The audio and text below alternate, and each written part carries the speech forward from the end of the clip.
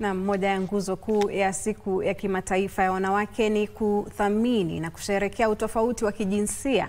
Hata hivyo, humu nchini nguzo hii iliyumbishwa sana kutokana na kesi za kutisha za mauaji ya wanawake mwishoni mwa mwaka jana, ambapo zilipunguza sherehe zinazohusishwa na siku hii. Na kama anavyoripoti Kamche Menza, kucheleweshwa kwa haki, utekelezaji dhaifu wa sheria na ukosefu wa rasilimali kunalaumiwa kwa dhulma zinazoongezeka dhidi ya wanawake. Bila shaka.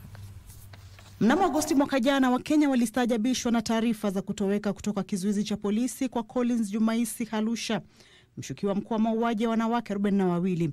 Kisha kati ya mwezi Septemba na Novemba mwaka jana, idara ya polisi ikasajili visa 97 vya dhulma dhidi ya wanawake.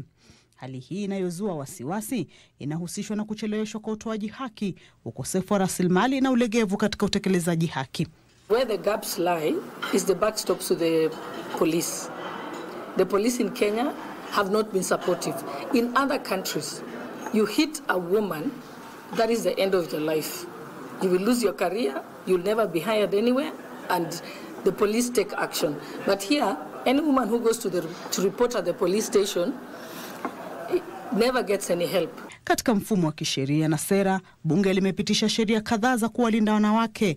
Ya kwanza kabisa ikiwa sheria ya makosa ya kimapenzi ya mwaka 2006, kisha ikaja sheria ya ugavi wa mali ya urithi, sheria ya dhulma za kinyumbani na utunzi wa familia, sheria ya ndoa na sheria ya kukabiliana na ulanguzi wa watu, miongoni mwa sheria nyingine. The challenge, of course, is in the implementation. So you find that's why, for instance, the cases of femicide are now on the increase, because most people know that you can actually get away with murder because of the issue of, because nobody holds people accountable. And because of lack of accountability, impunity has increased. And because of that, what I would want to say is we must enhance accountability.